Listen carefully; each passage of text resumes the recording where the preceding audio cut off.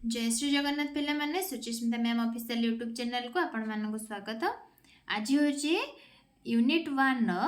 Last question आउ टॉपिकटा पूरा सरीगला ये आउ कि ना एति ही जी क्वेश्चन नहीं आसिले जहाँ डेस्क्राइब करके बुझेली आपण मानक होल यूनिट रो पाठ ही भितर थिला। यूनिट जाकर कथा वस्तु गुड़ाक सब तार भितर ही थिला। आज हूँ लास्ट क्वेश्चन जोटा कि साहित्य और व्यक्तित्व मध्य संपर्कटा सेटा आज पढ़ा। जो मैंने भी +3 MDC ओडिया टॉपिक रे क्लास करने चाहते पूर्व क्लास गुड़ा मोर करना से मैंने मोर यूट्यूब चैनल को जाइए प्लेलिस्ट रे देखिपारे ना तो मोर टेलीग्राम ग्रुप रो लिंक मु तले डिस्क्रिप्शन बॉक्स रे दे देछि सेठी जॉइन हेकि मध्य से सब देखिपारे। आज पढ़ा साहित्य और व्यक्तित्व संपर्क रे सम्यक विवरणी जोटा कि साहित्य कौन आम प्रथम जानी मुझे बुझे सारी अलरेडी जो मैंने से क्लास देखी ना आगे जाकि से क्लास गुड़ा सब देखु। आज से साहित्यटा व्यक्ति सहित कौन संपर्क साहित्य सहित व्यक्तित्व संपर्कटा कौन जे साहित्य और व्यक्तित्व मध्य संपर्क अत्यंत निबिड़ और अविच्छेद्य जोटा कि आमर पाठ्य विषय वस्तुर विश्लेषण रू आम संपर्क अलरेडी जानी सारी। साहित्य सहित किभली भाव समाज व्यक्ति सहित किभली भाव तार अत्यंत माने घनिष्ठ संपर्कटा साहित्य और व्यक्तित्व संपर्क रे आमे आलोचना करिबा। प्रथमे व्यक्ति सहित आत्मिक संपर्क तार कौन जोटा कि साहित्य सहित प्रत्येक व्यक्तिर संपर्क निबिड़ होता है। व्यक्ति जाति दंपति समाज और राष्ट्रर प्रतिटी क्षेत्र रे व्यक्तिर आत्मिक संपर्क और विलास रही। व्यक्ति भेद रे साहित्यर संज्ञा और स्वरूप संबंध में भिन्न भिन्न धारणा देखा जाए। विश्वकवि रवींद्रनाथ टैगोर मत अनुसार साहित्य केवल भावरे भाव और भाषारे भाषार मिलन नुहे बरं साहित्य हूँ मनुष्य सहित मनुष्यर अतीत सहित वर्तमान और दूर सहित निकटर अंतरंग जोग साधना केवल साहित्य द्वारा ही संभव होता है। ताहले साहित्य जो व्यक्ति मध्य संपर्कटा कौन होता है गोटे घनिष्ठ संपर्क होता है। व्यक्ति बिना साहित्यर किसी मर्यादा नहीं। जमीती गोटे मुद्रार दुई गोटी पार्श्व सदृश गोटे पार्श्व व्यक्ति तो रहिले आ गोटे पार्श्व साहित्य रही बाध्यतामूलक ना तो किसी क्या बिना कहीं अधूरा कई क्या अन्य जनक बिना तार भावार्थ किसी ना अर्थ किसी परिप्रकाश करिवनी। ताले व्यक्ति जाति दंपति समाज और राष्ट्रर प्रत्येक क्षेत्र में व्यक्तिर आत्मिक संपर्क और विलास मध्य रही जोटा कि व्यक्ति भेद में साहित्यर संज्ञा और स्वरूप संबंध में विभिन्न प्रकार धारणा आम देखा पाइचे। जमीती कि रवींद्रनाथ टैगोर जोटा कि से कहते कौन साहित्यटा मनुष्य सहित मनुष्यर कि अतीत सहित वर्तमान सॉरी साहित्य केवल भाव भाषार मिलन नुह सी हूँ मनुष्य सहित मनुष्यर अतीत सहित वर्तमान आउ दूर सहित निकटर अंतरंग जोग साधना हूँ आमर साहित्य। एति बुझीपारे तापर जीवा व्यक्तित्वर अभिव्यक्ति आ संचार। व्यक्तित्वर अभिव्यक्तटा कौन साहित्य उपरे गोटे व्यक्तिर अभिव्यक्त कौन और संचार कौन रोचे। साहित्य मुख्यतः जीवन प्रति व्यक्तिर चिंताधारा अनुभूति और मनोभावर अभिव्यक्ति एवं संचार यह जीवनर ललित सूत्र बा जीवन वेद भाव ग्रहण कर से कहे साहित्य कौन ना जीवन प्रति व्यक्तिर चिंताधारा अनुभूति आ मनोभावर अभिव्यक्त और संचार को ही साहित्य कहुए बुझा जाए साहित्य बोली जोटा कि जीवनर ललित सूत्र बा जीवन वेद भाव ग्रहण कर बुझीला। लेखक आउ पाठक ये दुई जन जो मध्य कोऑर्डिनेशन क्रिएट मध्य अंतरंग जोग साधित हुए केवल साहित्यर लक्षण जोग साहित्य जोग गोटे लेखक और पाठक मध्य अंतरंग जोग साधना होता है। तापर आसवा साहित्यर व्यक्तित्व। साहित्यर व्यक्तित्व कौन ना साहित्य सृष्टि करुवा कवि बा साहित्यिकंकर व्यक्तित्व अत्यंत विशेष होता है जोटा कि सत्य शिव सुंदर अग्रदूत माने कवि बा साहित्यिक होउछंती जड़े ऐन्द्रजालिक से होउछंती सत्य शिव और सुंदर अग्रदूत। ताहले जड़े कवि बा साहित्यिक जे कि गोटे ऐन्द्रजालिक सदृश जोटा को आम सत्य शिव सुंदर सुंदर अग्रदूत बोली कहीपर। मानव प्रकृतिर गभीर ज्ञान ये गोटे सब पॉइंट तार जोटा कि कवि होती साधारण लोकंकर तुलन मानव प्रकृतिर अधिक ज्ञान रखुवा और एक अधिक व्यापक आत्मा थिबा व्यक्ति कहले कौन ना मानव प्रकृतिर गभीर ज्ञानटा कौटी केमिति भाव में यहाँ गोटे पॉइंट कहीं नेले ना जड़े कवि साधारण लोकंकर तुलन मानव प्रकृतिर अधिक ज्ञान रखुवा और एक अधिक व्यापक आत्मा थिबा व्यक्ति जोटा कि आम गोटे साधारण मनीष देखा आउ गोटे लेखक बा गाल्पिक देखा कहीं से हूँ आत्माटा अधिक बोली कहुई ना ज्ञान अधिक ज्ञानधारी बोली कहीं कहुई समाज चलता जो निछक प्रतिछवि को आमे माने देखुचंती वर्तमान समाज समस्ते आमे जहाँटा भी घटुची घटनावली आम सब देखुं जानुं किंतु आमे कौन समस्ते गोटे कथा वस्तु माध्यम कि गोटे पुस्तक आकार से जिन को परिप्रकाश कर परिवर्तन आम किसी परिप्रकाश कर आमे भी से समाज मनीष किंतु आउ जो मैंने जहाँटा घटनावली घटुची कि समाज को यह भाव में परिवर्तन करने पड़ो ये सब उपर गुरुत्व दौरान से किसी गल्प हो कि उपन्यास हो यह सब रचना करने समाज रे सब मनीष सामान किंतु जो कवि रहिले गाल्पिक हो उपन्यासिक हो एम जो मैंने सब रहिले से होती भिन्न कहीं पाखे टी अधिक ज्ञान अच्छी प्रकृति सहित समाज तसहित समाज जो रीतिनीति चलनी समाज को परिवर्तन ये सब हूँ मस्तिष्क मध्य को आसूची ये जिनसटा परिवर्तन हम कि ये भाव में हो पार किंतु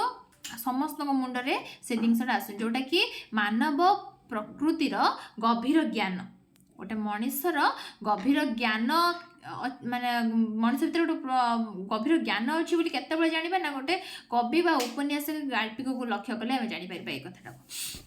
तापर आसला जड़े प्राण संचार कवि निजर दूरदृष्टि बल अतीत वर्तमान और भविष्य को अध्ययन करती से जड़े प्राण संचार करती और असुंदर मध्य सौंदर्य संधान करती से कहूँ पॉइंट देला कौन ना जड़े प्राण संचार गोटे जड़ वस्तु मध्य केमिति गोटे जीवन सृष्टि करवा से केवल कवि मान क्षेत्र में देखा मिले जोटा कि दूरदृष्टि बल से अतीत वर्तमान भविष्य को अध्ययन करपारती जमीक मुझे एग्जाम्पल भी नहीं व्यासकवि फकीरमोहन सेनापति सी जमी से समय समाज जो सब कुसंस्कार अंधविश्वास कौन से पीढ़ी सृष्टि होता पूर्वर भी सृष्टि होता अतीत काल ये सब कथा वस्तु अंधविश्वास कुसंस्कार बहुल माने अल्प थिला बेलू यहाँ बहुल परिमाण रे कौन है लोकलोचन को आसला से भी अतीत थिला वर्तमान भी आमे माने से समय कवि समय भी थिला एबे भी किसी जगह अंधविश्वास देखा पाऊे किंतु कवि कौन करते से जो अंधविश्वासटा को से समय जो अनुभव करते से परिवर्तन आने चाहिए से समय से परिवर्तन आने चाहिए अतीतर कथा वस्तु से देखी वर्तमान आ भविष्य किभली भाव में न रही जाऊ भविष्य केमी परिवर्तन हम ए सब को से दूरदृष्टि बल से देखी देखला कौन कर विभिन्न सारा गल्प रचना करते डाक मनीष हो रेवती गल्प हो आहरी भी अनेक गुड़े गल्प 20टी गल्प से रचना कर जीवनर निछक प्रतिछवि सहित समाज रे किभली भाव में अंधविश्वास कुसंस्कार को दूरीकरण करने गोटे नारी को अग्रगति करने पुरुष समाज रे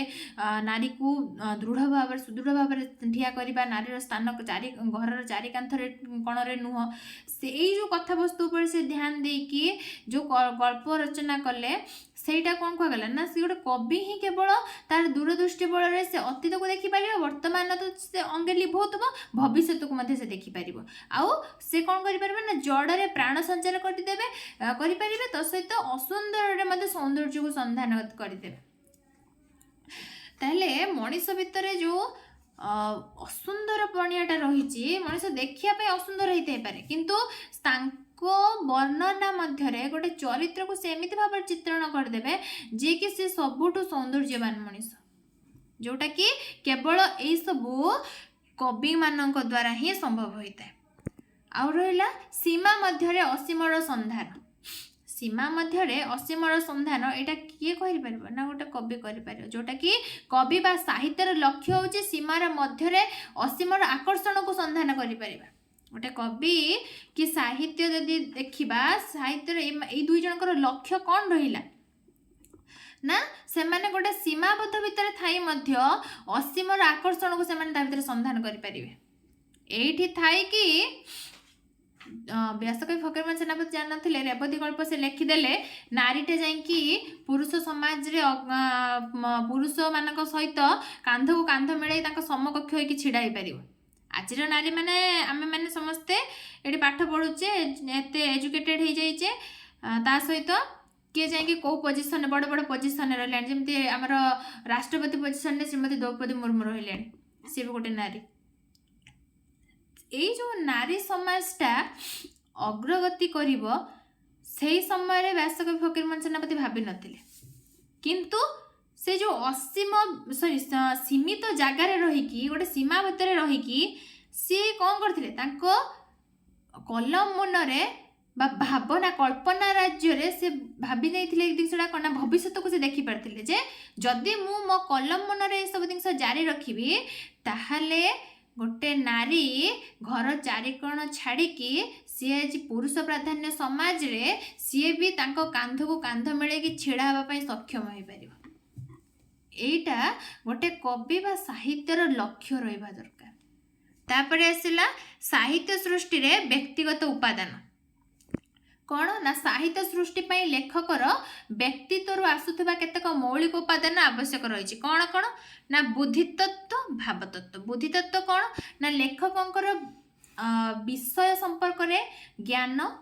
ଗଭୀର, ବ୍ୟାପକ ଓ ମୌଳିକ ହେବା ଉଚିତ। ବୁଦ୍ଧିତତ୍ତ୍ୱ ଯେଉଁଟା ଲେଖକଙ୍କର ବିଷୟ ସମ୍ପର୍କରେ ଯେଉଁଟା ଜ୍ଞାନ ଗଭୀର ଭାବରେ ରହିବା ଦରକାର, ଆଉ ତାର ପରିସରଟା ବ୍ୟାପକ ଆଉ ମୌଳିକ ହେବା ଉଚିତ। ଦ୍ୱିତୀୟର ଭାବତତ୍ତ୍ୱ, ଲେଖକଙ୍କର ଅନ୍ତରରେ ସୃଷ୍ଟି ହେଉଥିବା ଭାବାବେଗକୁ ସେ ପାଠକ ନିକଟରେ ଉଦ୍ଗମନ କରାଇବାକୁ ପ୍ରୟାସ କରିଥାନ୍ତି। ତାମାନେ ଆମେ ଯେଉଁ ଆଜିକାଲିକା ଆମର ଯେଉଁ ବିଷୟ ମଧ୍ୟରେ ଆମେ ଗଳ୍ପ ପଢ଼ୁଛନ୍ତି କି ଉପନ୍ୟାସ ହଉ, ଏକାଙ୍କିକା ହଉ, ଏସବୁ ପଢ଼ୁଛନ୍ତି, ସେତେବେଳେ ଯେଉଁ କବିମାନେ ଲେଖିଥିଲେ ବା ଗାଳ୍ପିକ ହଉ ସେ ରଚନା କରିଥିଲେ, ତାଙ୍କ ମନ ହୃଦୟ ଭିତରେ ସେ ଭାବଟା ସଞ୍ଚାର ହେଇଥିଲା, ଭାବ ତତ୍ତ୍ୱ ଦେଖା ଦେଇଥିଲା, ଯାହାଫଳରେ ସେସବୁ କଥାବସ୍ତୁକୁ ରଚନା କଲେ। ଆଉ ଆମେ ଯେଉଁ କଥାବସ୍ତୁଟାକୁ ବର୍ତ୍ତମାନ ପଢ଼ୁଛନ୍ତି ସେମାନେ ଏମିତି ଭାବରେ ରଚନା କରୁଛନ୍ତି ଯେଉଁଟାକି ଆମେ ପଢ଼ିଲା ବେଳେ ଆମକୁ ସେ ଜିନିଷଟା ଫିଲ୍ ହୁଏ କ'ଣ ଯେ ଆମେ ବର୍ତ୍ତମାନ ସେଇ ଷ୍ଟେଜ୍ରେ ଅଛେ, ଆଉ ଆମ ଚାରିପଟେ ଏଇ ଯେଉଁ କଥାବସ୍ତୁ ଆମେ ପଢ଼ୁଛେ ଏଇସବୁ ଆମ ଚାରିପଟେ ଘଟୁଛି। ମାନେ ଗୋଟେ ଜୀବନ୍ତ ପ୍ରତିଛବିକୁ ଆଣିକି ସେ ଗଳ୍ପ ମାଧ୍ୟମରେ ହଉ କି ଉପନ୍ୟାସ ମାଧ୍ୟମରେ ହଉ କି ଏକାଙ୍କିକାରେ ହଉ କି ଗୋଟେ କାବ୍ୟ କବିତା ମାଧ୍ୟମରେ ସ୍ଥାନ ଦେଇଥାନ୍ତି, ଯେଉଁଟାକି ଗୋଟେ ଲେଖକ ତା ମନ ଭିତରେ ଅନ୍ତର ଭିତରେ ଯେଉଁ ଭାବବେଗଟା ସୃଷ୍ଟି ହୁଏ ସେମାନେ ଯଦି ଗୋଟେ ପାଠକର ହୃଦୟ ଭିତରେ ବା ନିକଟରେ ସେଇ ଭାବବେଗଟାକୁ ପହଞ୍ଚାଇ ପାରନ୍ତି, ଯେଉଁ ପ୍ରୟାସଟା କରିଥାନ୍ତି, ସେଇଟା ହେଉଛି ଭାବତତ୍ତ୍ୱ। ସାହିତ୍ୟ ଭିତରେ ଗୋଟେ ଲେଖକଙ୍କର ଭାବତତ୍ତ୍ୱ ରହିବା ନିହାତି ଆବଶ୍ୟକ। ଏତିକି ରହିଲା ଦୁଇଟା ତତ୍ତ୍ୱ ଯେଉଁଟା ଗଲା। ତାପରେ ଆସିଲା ସାହିତ୍ୟର ଲକ୍ଷ୍ୟ। ଆଉ ସାହିତ୍ୟର ଲକ୍ଷ୍ୟଟା କ'ଣ, ଯେଉଁଟାକି ସୌନ୍ଦର୍ଯ୍ୟ ବୁଦ୍ଧିର ଜାଗରଣ। ସାହିତ୍ୟର ମୁଖ୍ୟ ସାଧନ ହେଉଛି ସୌନ୍ଦର୍ଯ୍ୟ ଓ ପ୍ରେମକୁ ଜାଗୃତ କରିବା। ସାହିତ୍ୟକାରଙ୍କର ଏହି ସୌନ୍ଦର୍ଯ୍ୟ ବୃତ୍ତି ଯେତେ ପରିମାଣରେ ଜାଗୃତ ହୁଏ ତାଙ୍କ ରଚନା ସେତେ ପ୍ରଭାବମୟ ହୋଇଥାଏ। ସେହି ଅନୁଭୂତିର ତୀକ୍ଷ୍ଣତା ଫଳରେ ଯାହା କିଛି ଅସୁନ୍ଦର ବା ମାନବ ପ୍ରକୃତିର ବାହାର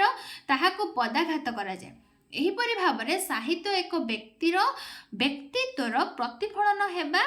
ସହ ସମାଜକୁ ପରିବର୍ତ୍ତନ ପାଇଁ ପ୍ରେରଣା ଯୋଗାଇଥାଏ। ହେଉଛି କ'ଣ ସାହିତ୍ୟର ମୁଖ୍ୟ ସାଧନା କ'ଣ ରହିବା ଦରକାର ନା ସୌନ୍ଦର୍ଯ୍ୟ ଆଉ ପ୍ରେମକୁ ଜାଗ୍ରତ କରିବା। ସାହିତ୍ୟଟାର ମୁଖ୍ୟ ଲକ୍ଷ୍ୟ ବା ସାଧନ ହେଉଛି କ'ଣ ନା ସୌନ୍ଦର୍ଯ୍ୟ ଜାଗ୍ରତ କରିବ, ପ୍ରେମ ଜାଗ୍ରତ କରିବ, ମଣିଷ ଭିତରେ ଭଲ ପାଇବା ସୃଷ୍ଟି କରିବ। ସାହିତ୍ୟକାରଙ୍କର ଏଇ ଯେଉଁ ସୌନ୍ଦର୍ଯ୍ୟ ବୃତ୍ତି ଯେତେ ପରିମାଣରେ ଜାଗ୍ରତ ହେବ ତାଙ୍କ ରଚନାଟା ସେତେ ପ୍ରଭାବମୟ ହେବ। जे जे किसी रचना करुचंदी डाकमुनिसी गल्प रचना कले व्यासकवि फकीरमोहन सेनापति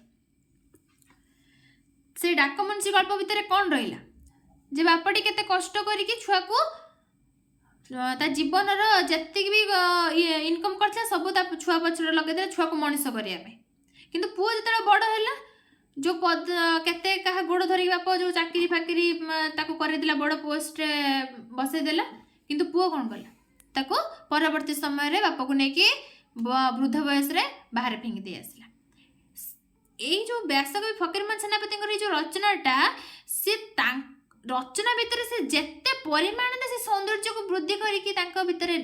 साहित्य मध्य से गल्प मध्य उपस्थापना करि पारथिले सेइटाडा कोन हैला जतरा आमे माने पढुचंती कि जिए भी पढुचंती सेमानंगु से गल्पटा सेते प्रभावमय पकेला तांको रचनाटा सेते जेमिति लागिला से गल्पटा पूरा वर्तमान से गल्पटा माने कथा वस्तुटा आम मान निकट रे चली जे पढ़िला ताकू से जिनसटा फिल हैला केमिति भाव रे फिल हैला से सेई भली भाव रे सेतिके सौंदर्य को वृद्धि करिकी परिमाण रे जागृत करी रचनाटा लिखिथिले जहा फल रे हमर ताकर रचनाटा कोन हैला सेतिके प्रभावमय होई पाला सेई अनुभूतिर तीक्ष्णता फल रे जहा किछि असुंदर बा मानव प्रकृतिर बाहर ताहाको पदाघात करागला आउ एई भली भाबरे साहित्य एक व्यक्तिर व्यक्तित्वर प्रतिफलन हेबा सहित समाज को मध्य परिवर्तन पय प्रेरणा जगाइଥାଏ गोटे व्यक्तिर व्यक्तित्व को प्रतिफलन करबा सहित समाज को परिवर्तन से डाकमुनिसी गल्प रे कोन समाज को परिवर्तन करेला ना किभली भाबरे बापटा छुआ प्रति करछि छुआटा परवर्ती वर्तमान समाज से सब चलछि वर्तमान समाज रे बाप माँ मेहनत करी छुआ खर्च करुँच पैसा इनकम खर्च कर पुआ को मनीष कराउछंती किंतु बड़ होइकी पुआ कौन कर बाप माँ को नहीं वृद्धाश्रम छाड़ दूसरी से कथा वस्तु जो कथा वस्तुटा व्यासकवि फकीरमोहन सेनापति से बेलकार लिखिले वर्तमान शब्द माने ये जापे अतीत को किभली भाव से देखिपार वर्तमान भविष्य को किभली भाव से लक्ष्य करके कथा वस्तु को सब रचना कर जोटा कि समाज को मध्य परिवर्तन कर नारी शिक्षाटे नथिला से जो कलम मुनरे जारी रखिले गल्प रेवती गल्प रचना कले से कौन जाते कि नारी नारी आजिका समाज रे नारी माने सेतिकी उन्नततर हो पारे समाज को परिवर्तन करने सब छोट छोट प्रयास थिला जोटा कि आज सक्सेसफुल हो पारे आम मैंने शिक्षित हो पार्टी बहुत भल भल पोजिशन जाकि पहुँची पार्टी बुझेगा ये हूँ समाज परिवर्तन आसी एतिकी रहिला ए क्वेश्चन आंसर आउ आपण मानकर यूनिट रो लास्ट क्वेश्चन थिला लास्ट सब बुझे देइतिली बाकी एतिकी ही रहितिला जदि वीडियोटी आपण मानको भल लागि थाए ताहले लाइक करिवे शेयर करिवे सब्सक्राइब करिवे आज पय रहउची जय श्री जगन्नाथ।